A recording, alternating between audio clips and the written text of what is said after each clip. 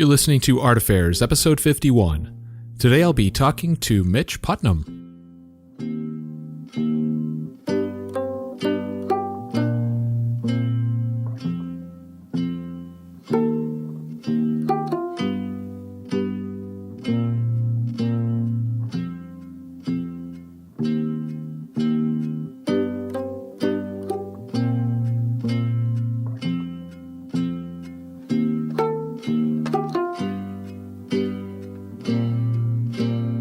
Alright, so my name's Michael Faith, and this is Art Affairs. Art Affairs is my attempt at shining a spotlight on the many wonderful people that make up this amazing art community, featuring conversations with artists, gallerists, curators, telling their stories. You can dig through previous episodes, complete with show notes, at artaffairs.podcast.com, but the best way to stay plugged in is to subscribe on your favorite podcast platform.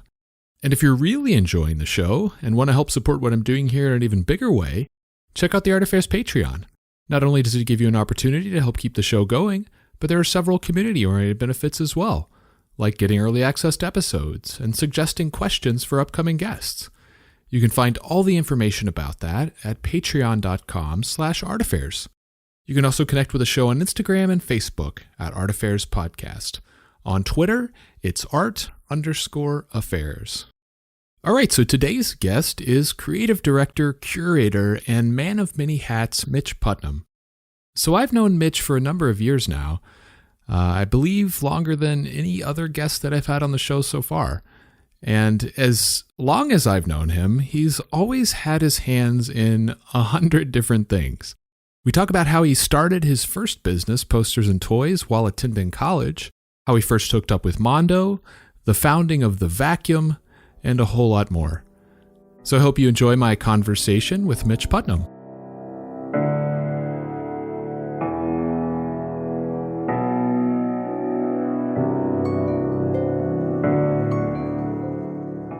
Mitch, welcome to the show, man. It's really good to have you on. Thank you. Good to see you and talk to you. Yeah. So this is going to be interesting because I've actually known you longer than, I guess, any other guest that I've talked to so far, probably. I think that's probably safe to say. But also, I think it's interesting because you've had your hands in just so many different things over the years.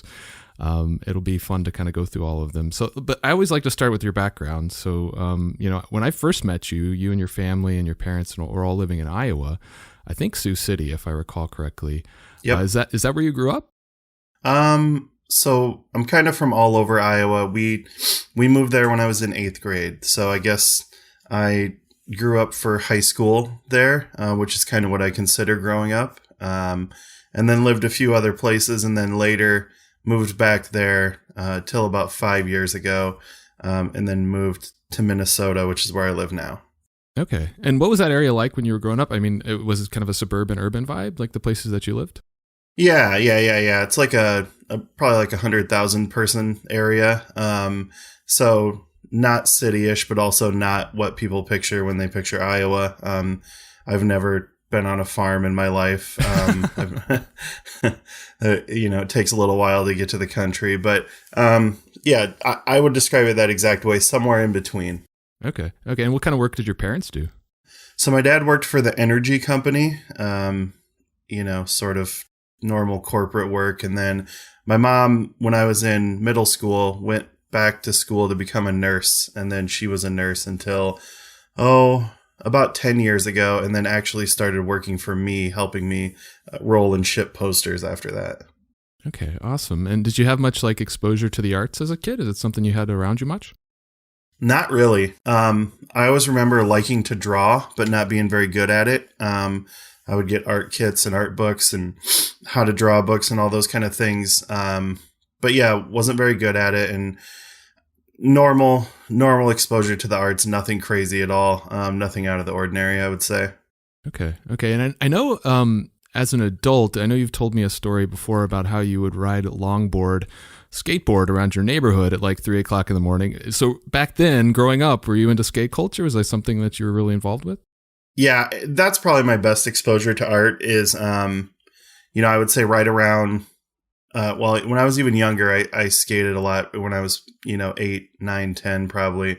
And then really got into it around the beginning of high school. And by the time I was 16 or so, that's pretty much what I was doing at all times, was skateboarding with my friends, all night, all day. And when we weren't in school, and that was a pretty big exposure to both art through graphics and things like that, and also music, and, to use the old cliche, punk rock and skateboarding. And, I think probably, the thing about me and art is I came in through concert posters. And so really, truly, probably exposure to music is what brought me into art. I remember going to shows shortly after high school and already being interested in, seeing posters for shows, hanging posters for shows for a promoter, actually.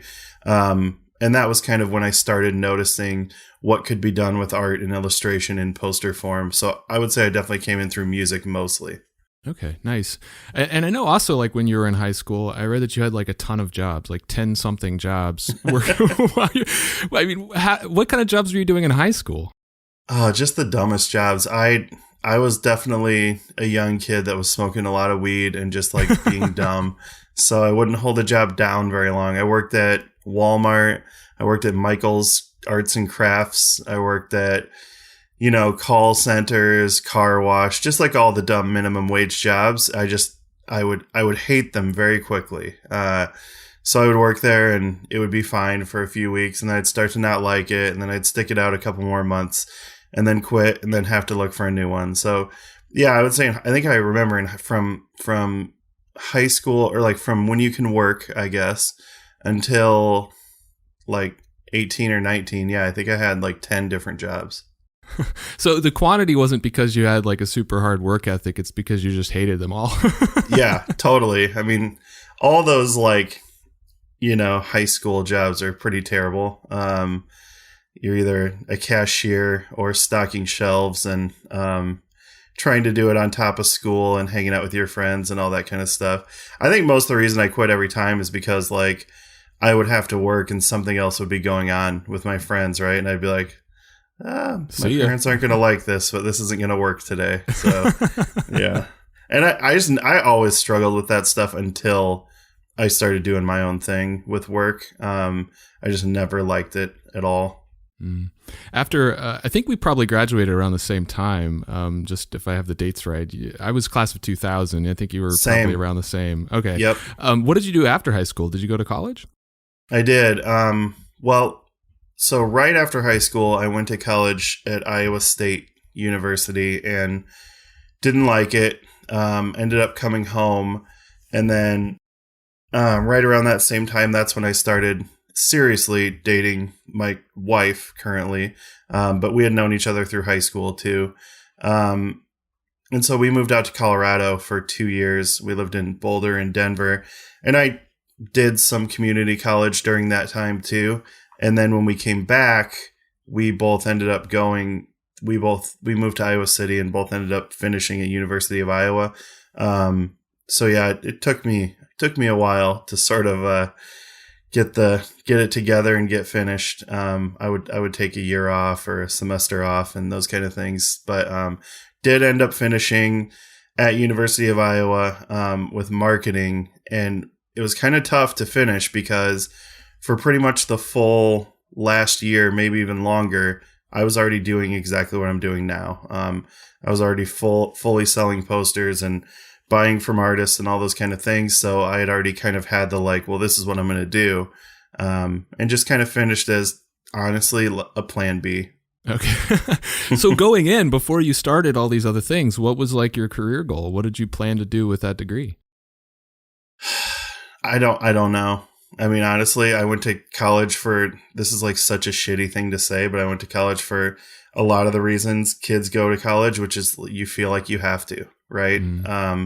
It's scary not to, especially if your parents tell you that. So I was just trying to finish to get the thing done because I kind of felt like at that age, if you have a college degree and whatever dumb thing you're doing now doesn't work out, at least you can go get a real job. And I felt like I knew that I wanted to go to business school. I thought I started with accounting and that was kind of boring. And I ended up finishing in marketing and entrepreneurship. And that was sort of when I started to get excited about business and having a business and everything like that.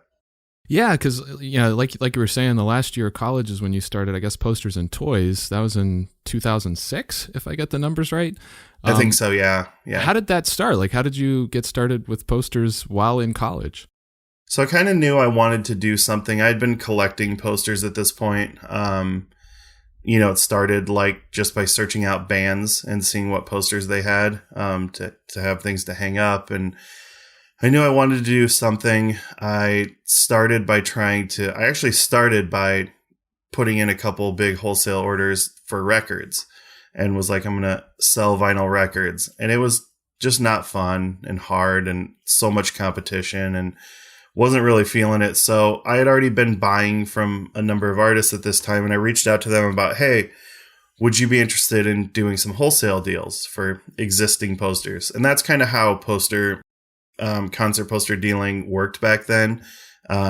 You would go through their, stock that had come out recently or stock they had on their site, back stock, and buy, say, 10 of each poster for 50% of the retail price. And most artists were happy to move the stock, and I was happy to do more of a gradual sell where, the outlets I was using, which were like my site and eBay and things like that, people would come searching for the band, right? And so it would be a little bit of a different sales channel. So I reached out to a handful of artists. I think I started with like Methane, Bobby Dixon, Derek Hess, a few others, probably 10 artists total, and just kind of started this site and pretty much right away had decent sales on it. And just started making more and more orders. And then around that same time, shortly after, started publishing my first prints with artists. And so I would see artists that I liked a lot on gigposters.com that hadn't done prints because they didn't have much access to printing and say, hey, and this was fairly new back then. I would go to artists and say, hey, what do you think about making an art print that comes out only on my site? I'll pay for everything to get it made and we split the money. And that's, kind of what started my path down working with artists on exclusive content. And so, the way that you've operated Posters and Toys for years, a lot of that relies on having built strong relationships with these people. But in day one, you're a college kid. Like, how did you get the trust of the artists, in those early days? I don't know. I think about that a lot because I don't know why they said yes to me. Probably some combination of being around gigposters.com, and also just like people wanting to move product, right? Concert posters can be tough. And I would say that at that time it wasn't ultra popular. It was sort of before the second boom. So yeah, they took a chance on me and I'm super appreciative they did because it's pretty much all I've done since that happened. And I guess where did that entrepreneurial spirit in yourself come from? I mean, did you have experience with like business owners and stuff as you were growing up that you took inspiration from? Or because you're getting started so young in college, kind of going out on your own, starting your career in the midst of school, like where do you think that came from internally? I don't really know. I didn't have a lot of exposure to it. I would kind of see how skateboard companies operated and they were small. But yeah, I just always kind of wanted to do it. I would do dumb things when I was a kid, like, get advanced copies of CDs and burn copies and sell them to people and stuff like that. But never anything serious. And I wasn't really exposed to anyone that owned a business. Now that you mentioned that, I don't know. I just always felt it was what I wanted to do. And the internet had become very popular and was right at our fingertips. And so it felt possible, I guess the one thing that I was exposed to around that same time, my mom got into these weird, like, I don't know, collectible gnome statues. And my dad went to this store in Iowa and this guy was about to close up shop or whatever. And he was like, what if I buy them all from you? And we make a deal. And they made a deal and he bought the whole store out and then sold them on eBay over the next couple years. And so, I think eBay honestly was such a part of the culture back then that it just felt like you could sell whatever you got your hands on.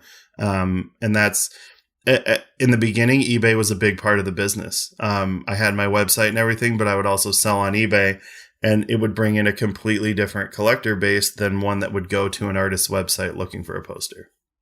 And then how you like operated today, more or less kind of handling fulfillment for some of the various artists. Do you just have, I mean, how does that generally work? Do they just have their poster orders shipped directly to you and then you just handle it from there? Yeah, so I'm pretty much down to just doing a few artists these days. I don't buy wholesale anymore. That stuff sort of all changed when the Mondo job got really active. I fulfill for pretty much Ken Taylor, Martin Anson if he does anything, and Joao Ruiz if he does anything. And that is exactly how it works. Like, they don't even end up seeing their posters. Like, Ken Taylor does 20 posters a year, maybe more.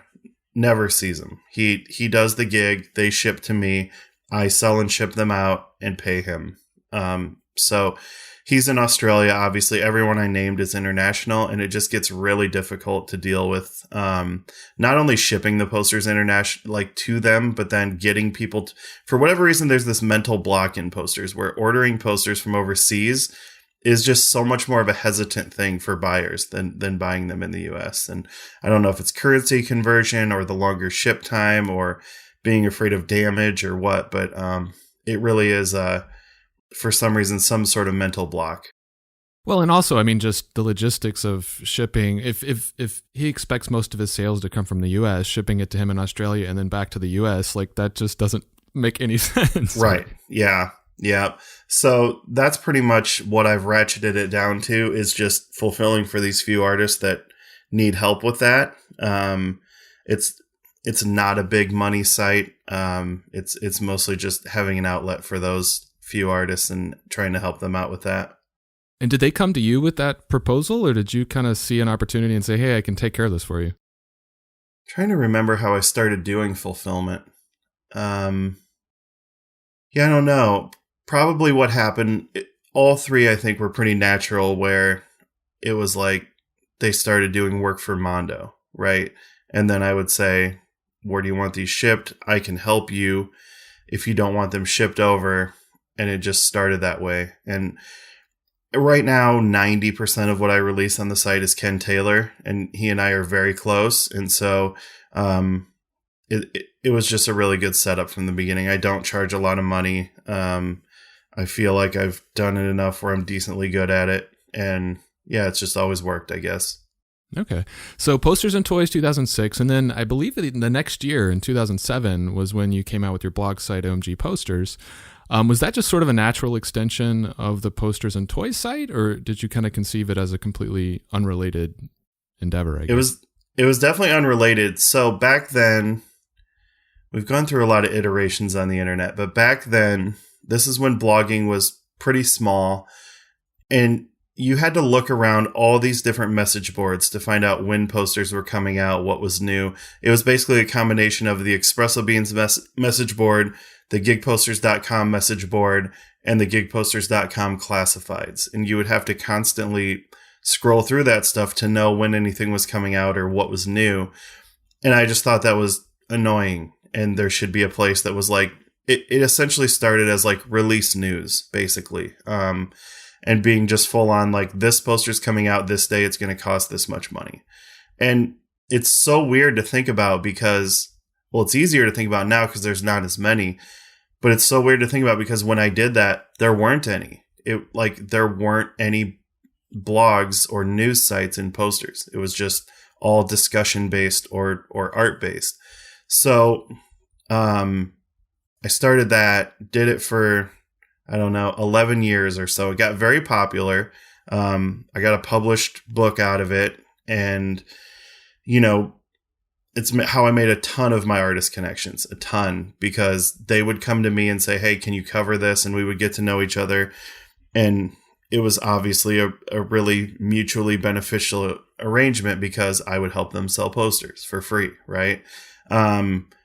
So yeah, and then what happened is now we're in sort of the next generation of the internet, where blogging is sort of dead because you can just discuss everything in a Facebook group, right? Like Facebook groups, in my mind, pretty much killed blogging, which is fine. It's just so much easier to have group discussions and micro fandom in a Facebook group than it is going to a blog every day. Yeah. And so, kind of dialing back a little bit on the site for 11 years, like you said, you were doing several posts a day on there. How did you keep that? That's like thousands of posts over the years. How did you manage that? It was hard. It sounds small, but I would have to carve out 1 to 2 hours every single night. Which seems manageable until you get to like year 2, year 3, year 4, and you always have this 2 hours that you have to do every night. And it was a lot. And, it brought in some money via some ads, but these were all independent ads where I would go and say, hey, artist, do you want an ad on the side for $150 for the whole year? I think that's how much they were. So it was for not a lot of money, and it took a long time, but I really do feel that it was a giant part of where I am today in art. And I could just feel the whole time that it was like such a good thing for both sides. It was really good for me for making connections and finding artists. Like, so many of the artists we work with now are because they contacted me for OMG posters, or I found their work, looking for stuff for OMG posters. And then, I was doing them favors, right? So it was a great relationship, and part of the reason I did it for so long.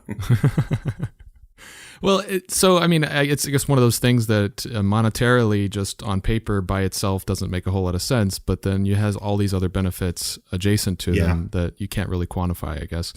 And so you mentioned the book. I wanted to ask you a little bit about that. So in 2016, I think it was timed around one of the Mondo cons, maybe 2 or 3. You came out with the OMG Posters book. I guess, where did the idea to put a book together even come from? That doesn't seem like, that's not the first thing I would have thought of just as a natural extension. So where did that idea come from? Not from me at all. I got contacted by Judith Regan's publishing company, which is, she's like this infamous, notorious publisher, was one of the biggest publishers in the world. She did Howard Stern's Private Parts. She did OJ's How I Would Have Done It, or whatever. All these crazy, like shocking books, and became such a big name. And apparently what happened was, her like award-winning designer that was there laying out all the books was a huge fan of the site.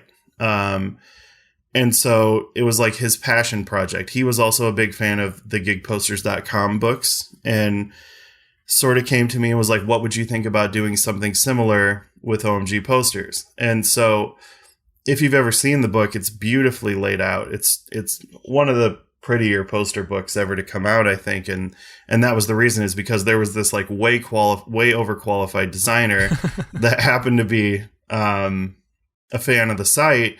And I end up on this like huge publishing company with like Khloe Kardashian and all this stuff. And so it just kind of came out of nowhere. And I actually almost said no many times, because it's a huge lift doing a book, it took a long time. And then what I did was actually learn to delegate some responsibility. So I worked with Chris Jalufka on it from Evil Tender, and he really helped me. I picked the posters and the artists, and then he's the one that went to everyone and got, the info for the copy and the copies of the high res files. So, but yeah, it was funny. The first time when the book was about to come out, they asked me, they're like, hey, will you do this talk at the Minnesota book show or something like that? And I was like, no, I don't really want to.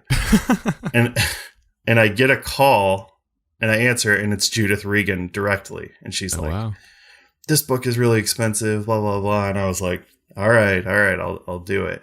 And so, yeah, it's just such a weird turn of events that like I had Judith Regan herself reaching out to me about this book for this little poster site, and, fairly small run book. I can't remember exactly how many they printed, somewhere between 5,000 and 10,000.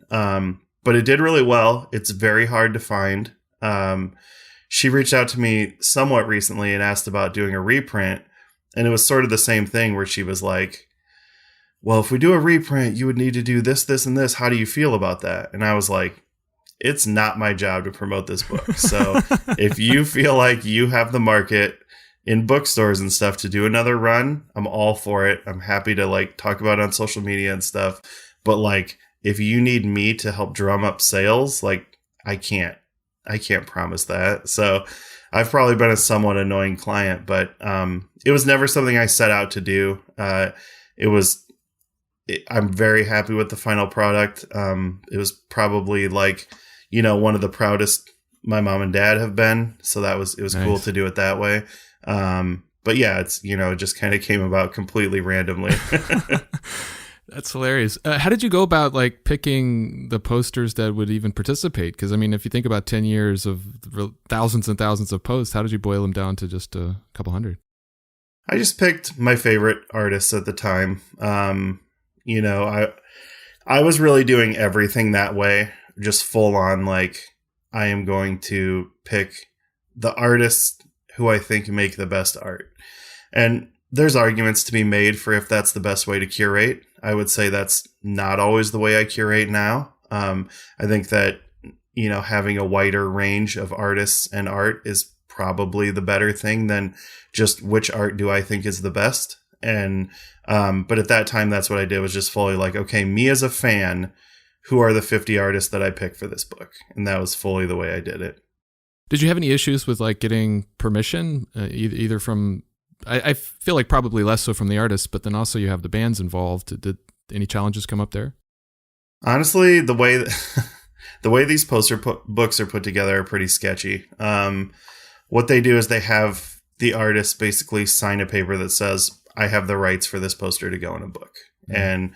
And very rarely is a band going to get upset about it. But yeah, that's basically the way they do it. We talked in the early days about approaching every band on every poster, and then it was like, there's no way that this could happen. So all the artists felt super comfortable that like, hey, I worked with these bands. They're not going to care.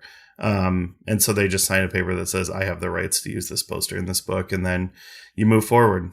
All right, sweet. So you mentioned the Facebook transition. So I guess in 2019, you ended up moving the site from WordPress to Facebook. I guess, first of all, what prompted that and how was that transition? I imagine there was probably some ruffled feathers on that. Really what happened was I ran out of time to do the site.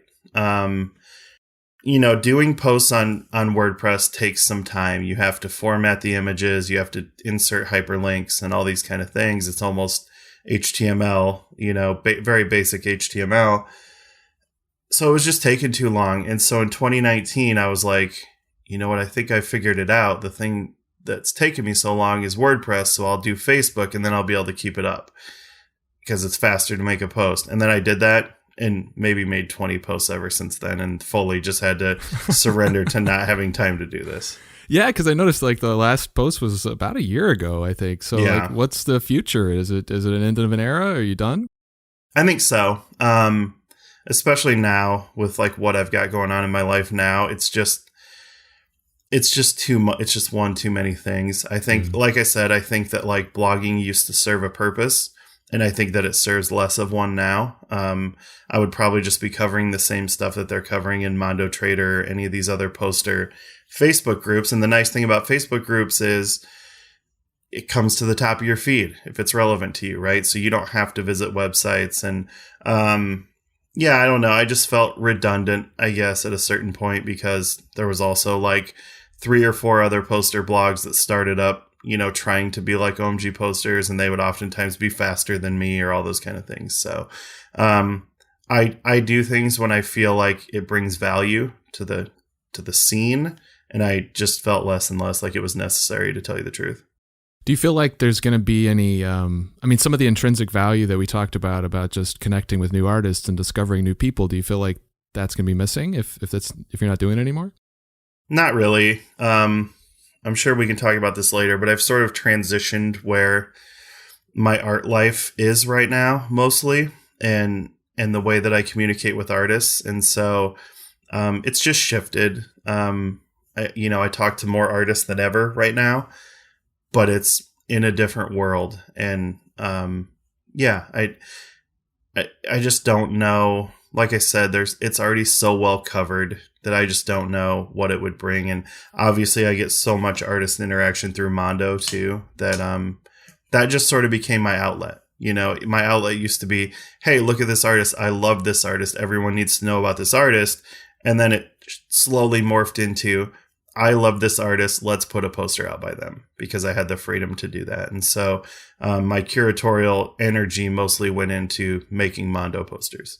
Okay, so perfect segue, because let's get into Mondo. So I have to admit, the origin story for Mondo itself, a little murky. It's hard for me to even get depending on what article you read, it's a different story with a different set of people and a different timeline.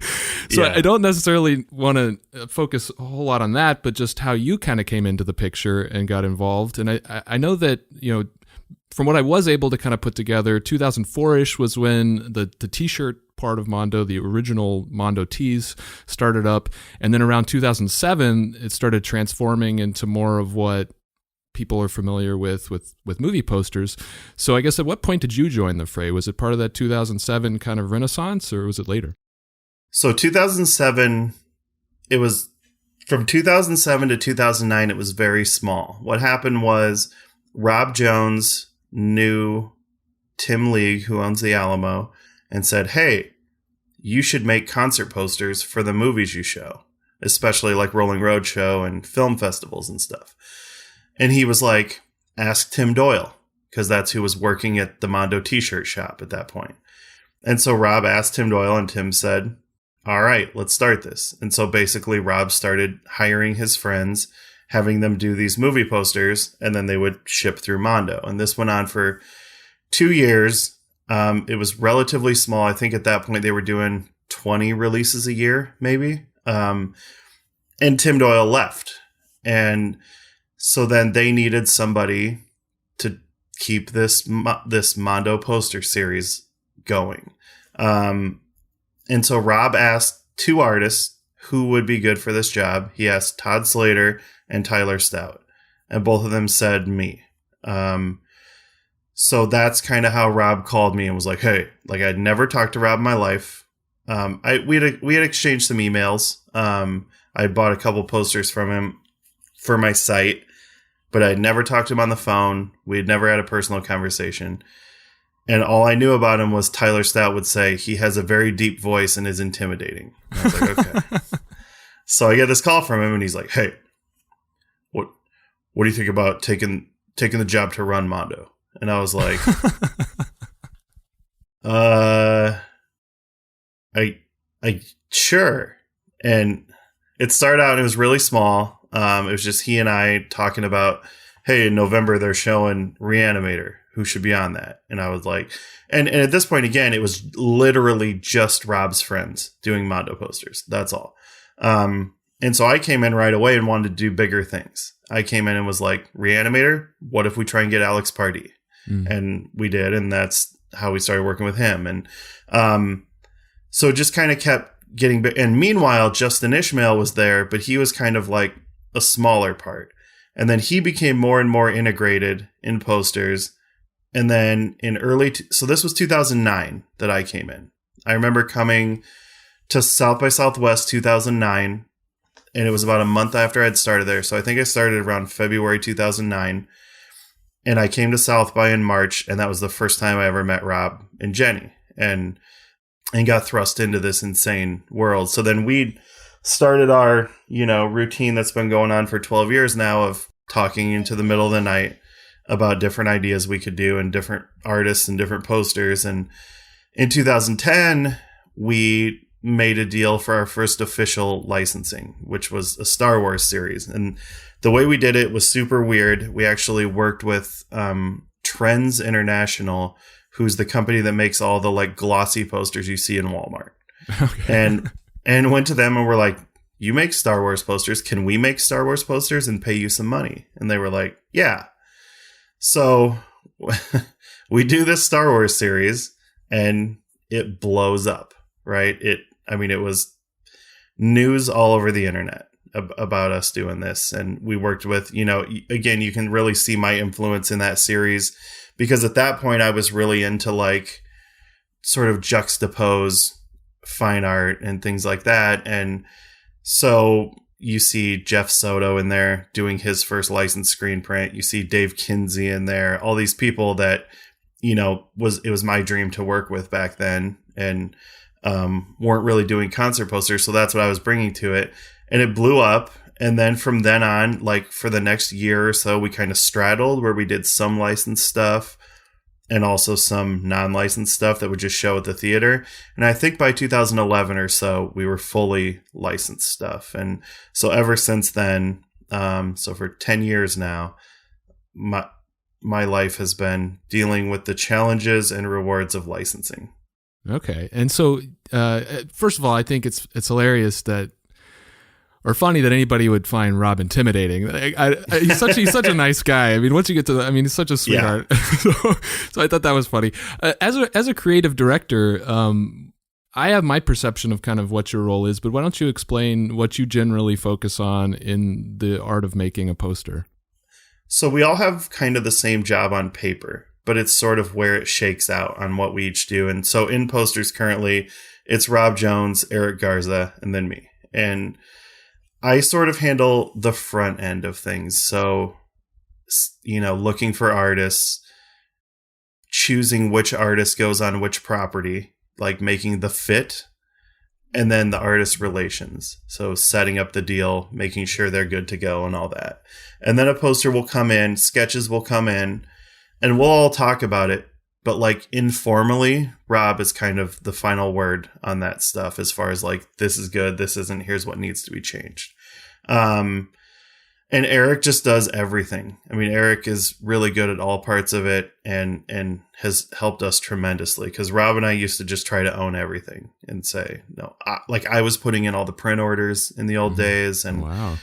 It was pretty much like a full on startup. Like Rob and I were running a poster company. And then the other people would ship them or whatever, or put them on the website to sell. And then, it just got to be too much. We release usually over 200 posters a year now. And it's just the three of us creatively. So we've had to ask for help with many of those things like production and things like that. But yeah, for the most part, I handle the artist side of things. And really, truly, in addition to bringing in artists, a huge part of my job is like, here are the things we need to make posters for. This is who I think we should put on it. This is what I think it could look like.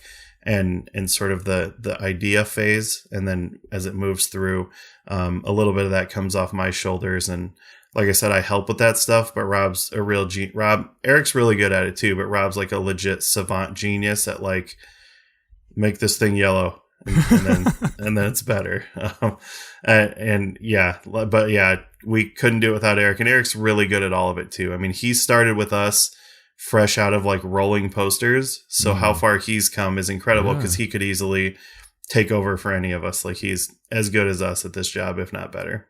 Yeah, it's been really cool to see him come up, grow in the ranks of the company. I guess in the early days of when you first got started, just coming in, a movie theater company in Austin, you're up in Iowa originally. Was that a challenge at all, just doing your job when HQ has always been in Austin? Not really. I just, like how everyone works now, that's just how I always worked. Most of it was talking to Rob on the phone. That's what most of the job was. And then I would carry the rest of the job out via email. So also Mondo didn't start like a lot of companies are now, or like even Mondo is now. Like it wasn't constant meeting taking or things like that. We just made posters, and when the posters were done, we sold them. And I think you can do that from anywhere. I would say it's more challenging now because it is so many meetings and strategizing and all that kind of stuff as the company has gotten bigger and bigger. But no, I never really saw it challenging. There were times that I wanted to move to Austin, but it was totally out of like wanting to be near my friends and not feeling like it would alter the job. Rob lives in Austin and basically does the entire job remote too. Like Rob's probably been into the office less than 50 times ever and lives in Austin. So those kind of jobs just work naturally that way, I think. How have you seen the culture of Mondo change over the years? Both from, I guess, within as a leader and a team member, but then just the brand in general.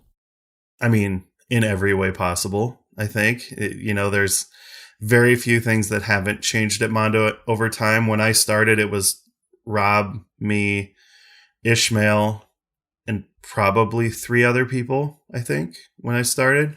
And now I think it's over 40. It's been as high as 50.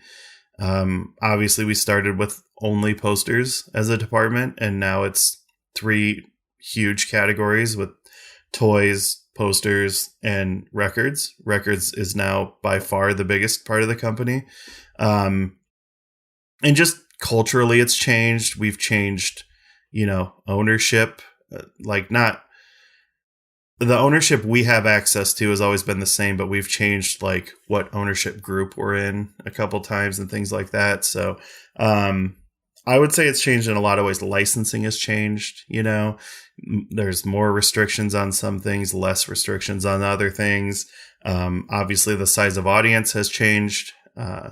It's hard to think of something that hasn't changed at Mondo over my time. Obviously, the level of competition has changed. When we started, we were literally the only people doing this, and now there are many people doing this. And in some ways, that's cool because we inspired all of that.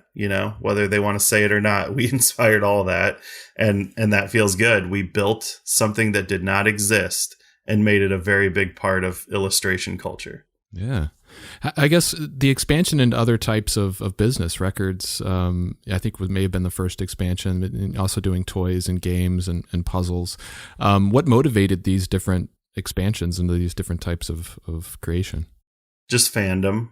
Like one night Rob would be like, we should make a record of the soundtrack of Maniac. And then I was like, can we actually do this?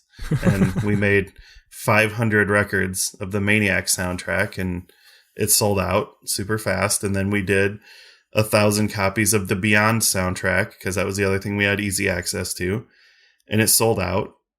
And then we got a couple more titles, and then all of a sudden it was too much to work on, and Mo had to start working on it.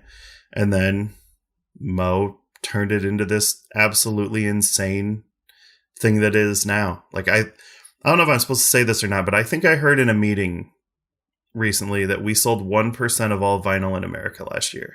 Oh, so wow. That's huge. The amount of vinyl records that we have made for films is truly astounding. And Mo and Spencer are, in my mind, the best 2 record label, quote unquote, execs on planet Earth. No, it's amazing. Do you feel that this diversification has been necessary for the health of the business long term? It just makes it different. Every time you start a new category and make it a big part of what you do, it's basically like starting a whole new business, because the logistics are different, the manufacturing's different, everything about it's different.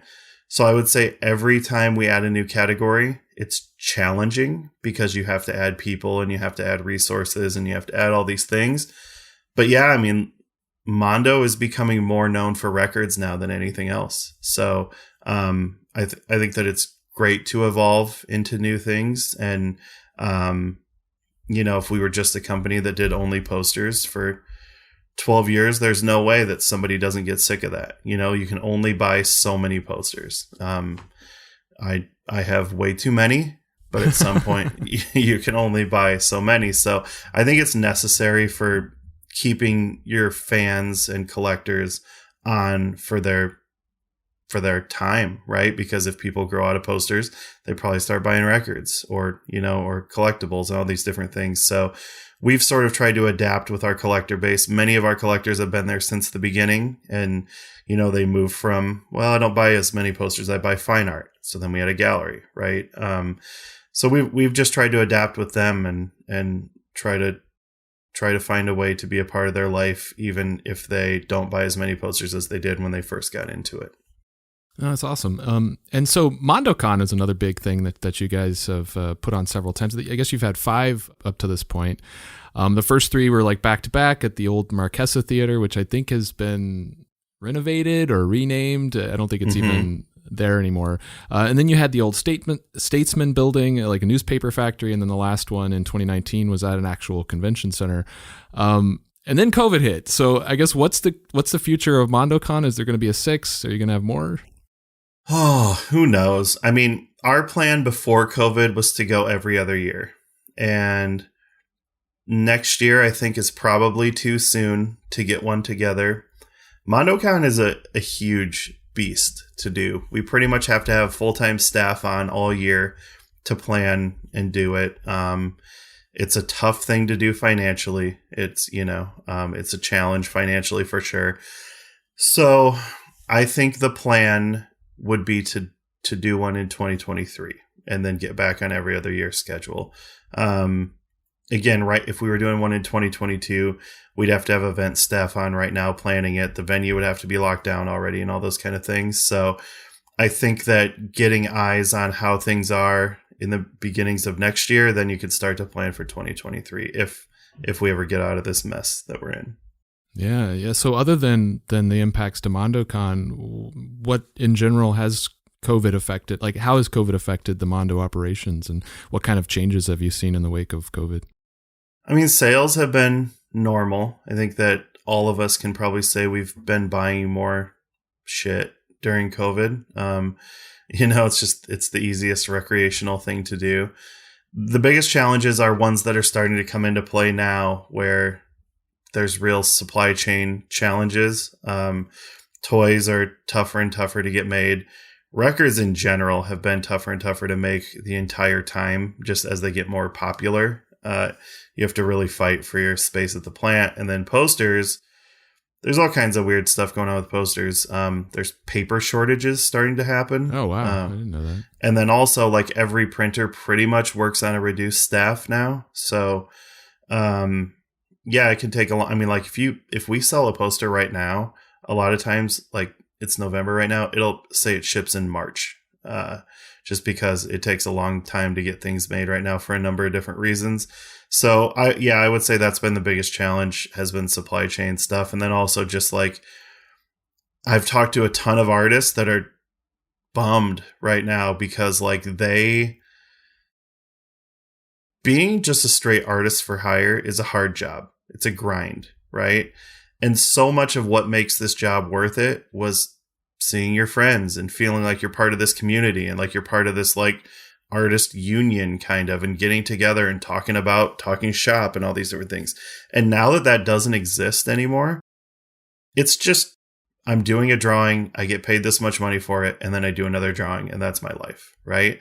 And so I am definitely running into more and more artists that are burning out and not liking their job and all those kind of things. And that's a challenge. And also there's a lot of mental health challenges. And so like, I would say many, many artists haven't produced a ton of work in the last 2 years. So, it's been interesting to watch.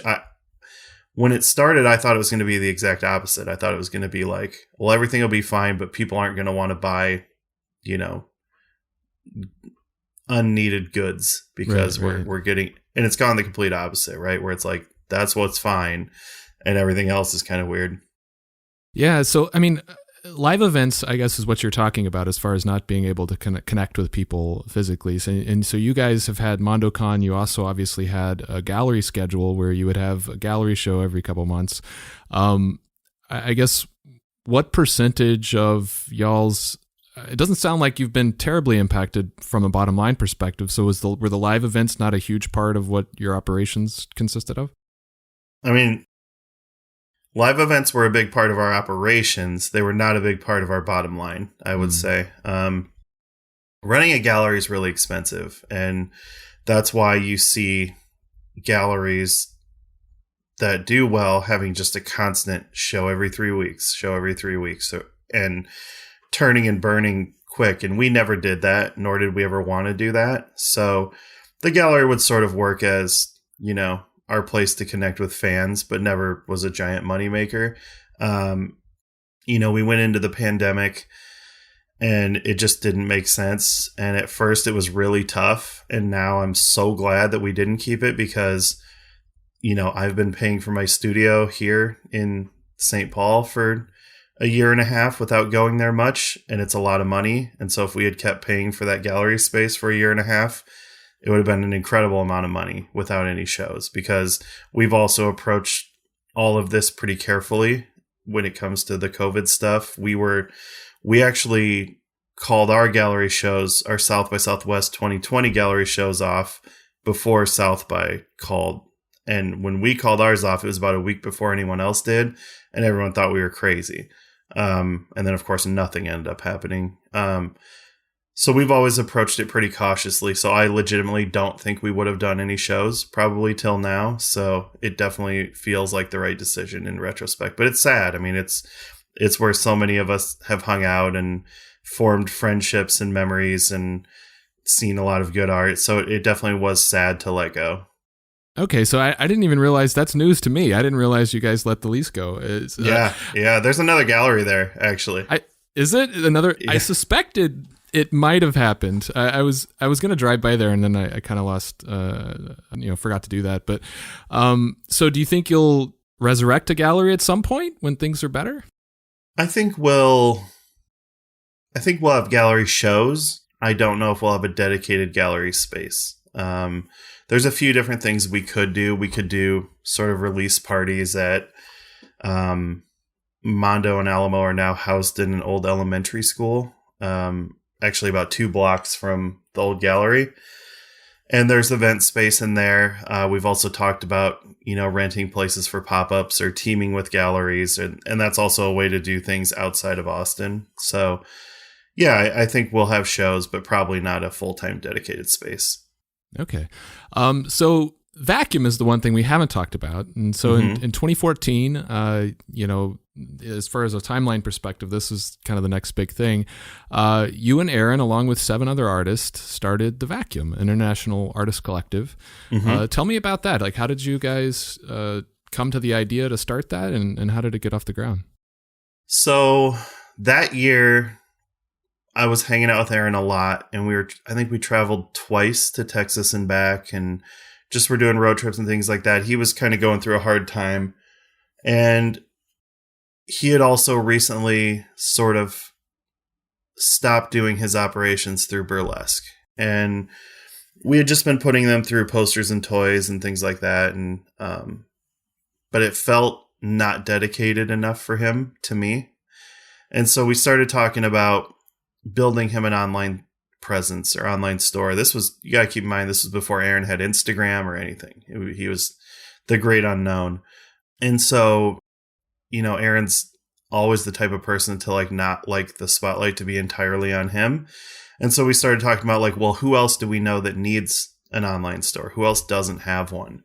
And we talked about forming this artist collective just frankly as a way to handle fulfillment for them under a branded space. So Ken Taylor, everything had come out through posters and toys, right? He didn't have a web store. And that Vanya, no web store, all these different people didn't have a web store or didn't have a very dedicated web store. And that's kind of how it originally started as an idea. And then we added a couple more people in that had small web stores just because we were giant fans of them. So I think Tegan probably had a store at that point, but Aaron and I had been Tegan fans for a long time. We used to go over to her place and buy, $50 to $100 originals from her back in the day. So, we both were into her from the very early days of her career. And we just felt like, what other artists need our help with fulfillment and or could use Aaron's signal boost? And that's kind of how it started. And right away, it just felt like a really cool, cohesive unit. Everyone was friends. We did shows. We did, print releases. We did all these different things, and it was really fun. I wound it down a little bit during the pandemic just because I can't get an order for a hoodie every day and go to St. Paul into the studio and worry about who's in there and who's not and all those things. So, wound it down, and really, since I did that, a lot of the artists have definitely started flourishing in their own publishing. Randy is doing some art prints now and has enjoyed that, and some of the other artists. But yeah, it's definitely still a thing, and releases are a little bit fewer and further between just because another thing that happened is just everyone became insanely busy, right? Yeah. And when we started, it was like, all right, we want to do art prints and stuff. And then everyone got super popular and everyone has gallery shows and all those kind of things. So the way that I approached the vacuum was never, we got to do this much a year, this many things. It was always, if you want to do something, I'm happy to help. I'm here to help. And it's always, it's another like really small cut business on my end. And so it was mostly a thing that was just to help those artists get things out that they didn't have time to get out. And that's always kind of been the vision of it. What was, in addition to just not having a web store, were there other kind of criteria for kind of selecting the original set of artists? Because it definitely seems like they're all traditional artists. There's some commonality there that seems, I guess, unsaid. I'm trying to remember, but I don't think it was set out to be that way. I think that it was literally just, who are we fans of? And especially with Aaron's mostly going to gravitate toward traditional artists. Sure. Aaron is a person that's obsessed with craft and other people's craft. And frankly, if you ask Aaron, he thinks that all these people in the vacuum are better than him, even at drawing on paper. So I think it just started that way. I don't think that we tried to do any cohesive, like, oh, these are all dark traditional weirdos. It just kind of happened that was the kind of art that we were both really into at that time. And then the choice to expand. So you guys have since expanded the roster twice to include 3 additional people, Randy, Tegan, and my first guest on the podcast, Vanessa Foley. Yeah. What went into the choice to expand the group first, and then those artists specifically? I think it just happened artist by artist. I don't think we've ever had a discussion about like, do we expand? How big do we expand? Randy, I think Randy was the first one, right? I think. Yeah, that sounds right. And Randy had no release outlet. He had really found his way with his style, because Randy used to be a pretty traditional digital illustrator. He had done some Mondo posters and didn't look at all like his art looks now. And once he sort of found his way in this graphite style, he needed I think when we started working with him, he hadn't even done prints at all of that stuff. So it just felt like a good fit, and we were all close with Randy, and it just felt really good. And then Aaron, like I said, the Tegan thing was very natural because we had been fans forever, and I just sort of like on the spot at a convention was like, would you want to do this? And she said, yeah. And I said, awesome. So that one was really easy. I think probably when we started talking about the vacuum, we were probably talking about Tegan. I'm pretty sure. Just because, again, she's been one of Aaron and I's favorite artists forever.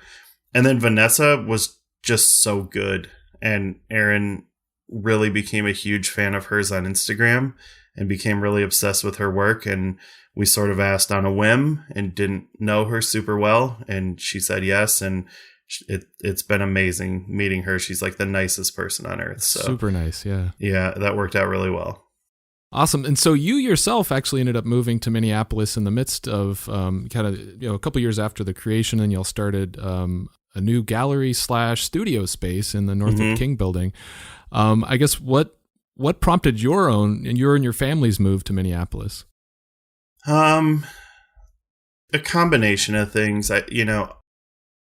Iowa's kind of a hard place to live when you have kids. It's especially where we were from, it's very blue collar. There's definitely a lot of drinking and drugs and things like that. And I would say that of any families that I knew, half their kids, left town and went on to do things, and the other half kind of became townies that hung out in bars and got in trouble and stuff like that. And I started feeling kind of weird about that. And then also we just kind of started talking amongst ourselves about like, hey, what if Mike Sutphin was looking for somewhere to move. He lived in Oakland and was kind of had enough of the Oakland life with a kid, and was kind of like, what if, I'm thinking about maybe moving to Illinois or somewhere else. And we started talking about like, well, I would almost move to Minnesota. What do you think about that? And then he came and visited and really liked it. And so it just became this like, well, what if we had a shared studio? So yeah, it started with Mike, me, Aaron, and Brandon sharing the studio in the Northrop King. And I think that was 3 years we were there. And yeah, we did have some shows. It was a very interesting space to try to have shows in, but we did have some shows. That was an awesome building. That was a really cool building. It's a really cool building. It's a almost 1,000,000 square foot grain facility that they turned into artist studios, and there's about 300 in there. We had one of the bigger ones in the whole building, I think, and it was fun. It was a lot of fun. It was really cool. I used to go there a lot. You know, it was a little bit of a drive for me, and I would probably still be in there, 4 or 5 times a week. And it just felt like a lot of creativity would happen. Sometimes we would have like a whole bunch of the crew up there for our first big show. I think everyone was there outside of Vanya. So it was a moment for sure. And then after 3 years of being in there, well, then we started talking with Dan Black about maybe getting a bigger place and him moving back from Chicago too. And so we've been in a bigger studio in St. Paul for 2 years now. Is it 2 or 3? It might be 3. I can't remember. Anyway, and that's been good. So that one is, again, Aaron and Brandon have desks there. Neither of them are in a ton, but then me, Mike, and Dan were in there a lot until COVID, and trying to figure all that stuff out now. But that's still where Dan works out of every day. And Mike has been in quite a bit lately too. So with this new spot, not really having any kind of a gallery presence or, no place to show, do you think that means there's not going to be any more vacuum shows, or do you anticipate that those will come back too at some point? I hope so. Yeah, I think it would be cool to have a group show. I doubt it would be in there. At this point, we would, for many reasons, probably want to team with a big gallery. I think that we did our thing for a while, but it's hard, But it's not out of the realm of possibility to rent somewhere here and do it, or to use a gallery here as a space. But honestly, right now, it's just like I need things to be a little more normal before we have a show, or before we start planning one, because if I had started planning one when it seemed like things were going to be normal 6 months ago, they're still not. So right. I'm still trying to wait and see how that goes. And again, like, it would be one thing if I felt like anyone was hurting because of it, but everyone's killing it on their own. So, yeah, but I would love to see it, just because, like, it's been a long time since I've seen original art by Aaron. It's been a long time since I've seen original art by Jess. These people just get so buried in commercial work and life that unless there's a deadline like that on the calendar, you just don't see a lot of personal work. Yeah. Awesome. So let's talk about what you've been up to lately. I know you've been really excited about NFTs. So tell me a little bit about that. What have you been up to?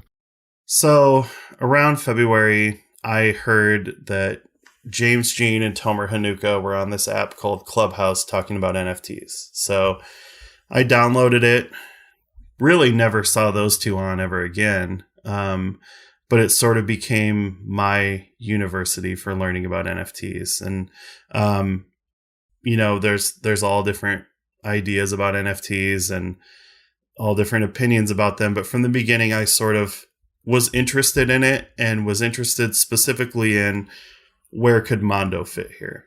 And so I spent all this time, literally 8-10 hours a night, learning this stuff since February, and really got what I think is a pretty good hold on it. A lot of that time in the early days I was spending talking to Jen Bartel also, and we were sort of learning it all together and figuring it all out. And eventually did make a deal with VV for Mondo stuff to come out through there, which is this huge pop culture digital collectibles app that is just absolutely killing it. And then I would say around May or so was like, because when I came into it first, it was like, okay, how do I figure this out as a seller, right? And then around May or so, I started buying my first NFTs. And that's when the whole thing clicked about, like, okay, this is why this is enjoyable. Like, I couldn't understand it until I started collecting some. And then it's like, okay, it's, it's being part of a community. It's yeah, for a lot of these projects, you don't know which piece of art you're going to get until you get it. It's sort of a blind reveal. There's just all these different things involved with it that I really fell in love with. And along the way, I've met a ton of people. I've, reconnected with a ton of artists. I've met a ton of new artists. It's been really incredible meeting like an entirely new set of people, hundreds and hundreds of new friends.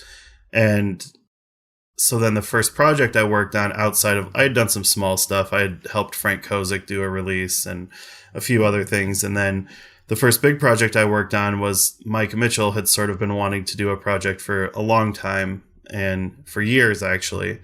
And then finally found an incredible developer to team up with and brought a couple other people on, and I was one of them. And we did a project a few months back called The Visitors, which was like a profile pic generative art project by Mike. And it went really well. It was 10,000 pieces. And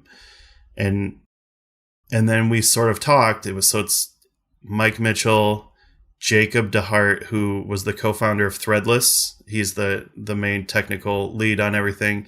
And then me, and we had a big talk, and we're like, we should do more of this. Like, we should do more projects like this. And so we've now launched into basically being an NFT, I guess you would call it, agency. And so since then, we've already done 2 more big projects, and then we have a pretty insane slate of things coming. So it was leaked recently, so I think I can talk about it publicly. But our next project we're working on is with Shepherd Ferry.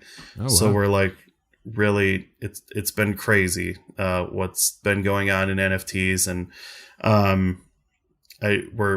we feel like we're pretty integrated into that community, and it's been really fun. And so as part of that, it's been a real challenge with like night job, day job, right? Yeah, and so I'm like in the process now of figuring out what my time split on those 2 things looks like. But yeah, it's really fully taken my passion again. And like, I feel like the first year I was at Mondo, figuring things out, working with new artists.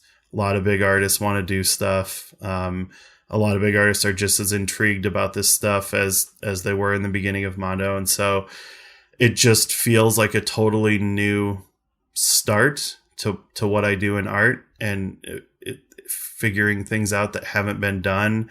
And especially in digital art, there's so many things that if you push the envelope, you can do that you can't do in physical art. And so it's figuring those things out. It's figuring out, like, what has technology brought us that you can do with art that you just can't do in the traditional world, whether it's art that changes over time, or, art that you're rewarded over time with future art from that artist by holding one, or just all these different things that you can do. It's just really exciting. And it definitely took a lot of time to get my head around. And, I came into it all the same way that people think about it, whereas like, why would anyone buy a JPEG and all this stuff? And then once you're actually immersed in it and you actually see what it can be and what it is, it's a really incredibly powerful thing that is, it's exploding. And I think it's going to be a really big part of every art collector's life. It's just going to take time for, like, you're seeing the GeoCities and the Netscape of the internet right now, right? It's going to take time for everyone to figure out what makes the most sense for the most collectors, because we're all just figuring it out in real time. So that part of it feels very exciting and very fun and very new. And after doing the same thing for 12 years, I needed it. Yeah, it's interesting. Just listening to you talk about it, it feels like some of your attraction is just, hey, I am challenged again. I have a new challenge. Totally. Yes, that's exactly what it is. I was just, especially during this pandemic, it's been hard for everyone, right? And I just felt so energized by this and learning something new, figuring it out, while also being in the same ecosystem, right? Like, I hang out every night on Clubhouse with Frank Kozik and Jeff Soto and all these artists that I've known or that I know better now. And so it's really like the same world. But the thing I tell people all the time that are like, this is fucking stupid, is collecting art is incredible, but you're limited by two things. Number one, you're limited by a release schedule. So when, there might be a drop every week, or there might be a show every month, or these things. And it's sort of a lull in between art collecting, And in NFTs, it really is fully 24/7 immersive art collecting. There's constantly things coming out. You can constantly be moving in and out of things. You can make your full day trading and collecting art. And that is pretty insanely immersive compared to the physical world. Secondly, the physical world, like, you can just only hang so many things, right? And it's hard. And then everything, I think it's so funny that so many of these people are against this while 90% of their posters sit in a flat file. And it's like, well, what's the difference between NFTs versus what you're doing with posters, which is just the idea that you have a poster, but it being in this flat file that you never look at, right? Like, it's the same thing. Like, you're buying a piece of art for the status of owning it. And like, sure, you can't hang it on your wall, but it's also like, it's about interacting with the artist. It's about getting a piece of art from them. And it's an even better sharing mechanism, because the way NFTs work is everyone's wallet is completely public. So like, you can go look at what art I've been collecting at any times and see every piece of art I own.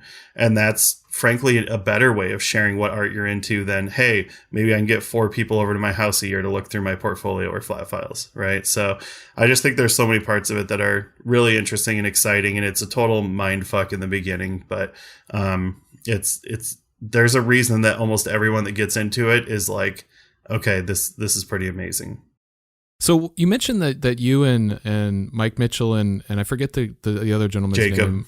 Yeah. So you've effectively formed sort of an agency. What is that an official, or like, is this a new company, or like, what is y'all's role in facilitating this?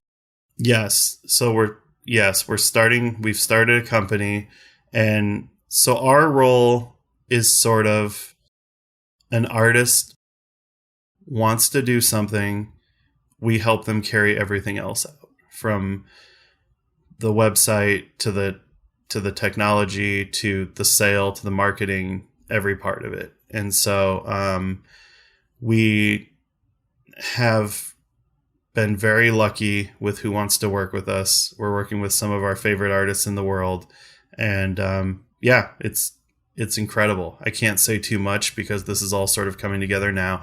But like I said, we've done 3 projects so far, all multi-thousand piece projects. And it's just been really amazing figuring this stuff out, because every project you do, you're figuring out. Like, there's not a big roadmap, and there's not a huge blueprint for what you're doing. And, I would say everyone involved in our team is at the front of what can be done. Jacob is a complete genius on the technical side, and Mike is obviously an incredible creative to have in the mix and helping people with art and all that kind of thing. And then I do everything else, from the marketing to sort of all the administrative tasks and all those things. So it's been a really incredible team, and it's been really awesome to work with Mike a whole bunch more, because Mike and I have worked together for a very, very long time. He was an early Mondo artist, and I think I asked him to be in a Gallery 1988 show either right after I started at Mondo or maybe even before that. And I was the first ever person to ask him to be in a show. So everything about it just feels really good. And it's, like I said, reconnecting with a lot of artists that I worked with a long time ago. And it's been really fun. Awesome. Very cool. So, I mean, I guess, how do you sleep? Because you're involved in way too much. It's a challenge. I'm tired. My family probably wishes they see me more. I'm trying to figure that stuff out over the next few months. We'll see what changes happen in my life. But yeah, I definitely think that you're talking to me during a transition period in my life, and we'll see what happens. Are there any other types of business that you're in that we haven't talked about that you'd want to promote? Or I don't think so. I think that's it. I hope. I think we've pretty well covered it. It sort of went posters and toys, OMG posters, Mondo, vacuum, NFTs. That's all right. Awesome. Kind of the way it's gone. So where can people that are interested in following you to find out more about this stuff, where can they look? I would say I've become more active on Twitter now than Instagram. So I'm Posters and Toys on Twitter. And yeah, it's transitioned a lot to NFT content, but I would say that's a good place at any time to keep up with what I'm doing. All right, very cool. So last question, and this is something that I like to ask everybody. Who is one artist that you'd like to see me have on the show? Can I say two? I'm going to say two. I'm not even going to ask if I can Other say people two. have, so. Yeah. I think Mike Mitchell would be great on the show. I think that he is not only fairly elusive for this kind of stuff, but really one of the greatest creative minds to come out of this space. Between his mastery of personal art and projects and building IP and building characters, just everything he's done has been really well thought out and incredibly well executed. So I would love to hear from him. Whether he'd do it or not is a different question, but I would love to hear him. Secondly, one of the people that we've worked with in the NFT world, I think, is one of the most interesting human beings I've ever met in my life. His name is Antonius. He goes by Food Masku, and he makes these intricate masks out of food. And it's like a high-end sort of performance art photography project where he makes these masks out of food and has become sort of a face for Instagram. He's had billboards in Times Square for Instagram and all these different things. And he has a very, very interesting story and is like one of the nicer, more moving human beings I've ever talked to. So I think he would be a good interview. Awesome. Very cool. Well, Mitch, thank you so much for doing the show, man. It's been really good catching up with you. I really appreciate it. Yeah, it's been good seeing you. It's been wonderful spending some time together. It's been too long. Definitely, man. I'm looking forward to the next time we get to have some coffee and hang out. For sure. All right, cool. We'll cut there. What do you think? Great. Thank you so much for having me. So that's it for this episode of Art Affairs. I hope you enjoyed my conversation with Mitch. Before this point, I don't think I've ever heard him talk about how Posters and Toys first got started. So I didn't realize until I started researching a bit for this chat that he'd started it when he was still in college. So his entire adult life, he's been effectively his own boss and done things the way that he wanted to do them. He's clearly someone who loves taking on a new challenge. And I wonder if the sheer number of things and the number of different kinds of businesses that he's been involved with over the years is just a product of him wanting to constantly challenge himself and not grow tired of the work that he's doing. To keep things interesting for him, you know? It'll be interesting to see where he goes from here and what the rest of his career looks like. So thanks again to Mitch for joining me today, and thank you for checking out the show. I'm truly grateful for your support. And just a reminder, one big way you could help out if you're really enjoying the show would be to check out the show's Patreon. You can find all the details about that on patreon.com/artaffairs. As always, you can contact me through my website at artaffairs.podcast.com or on Instagram at artaffairs.podcast. So until next time, be good to yourself and be good to each other.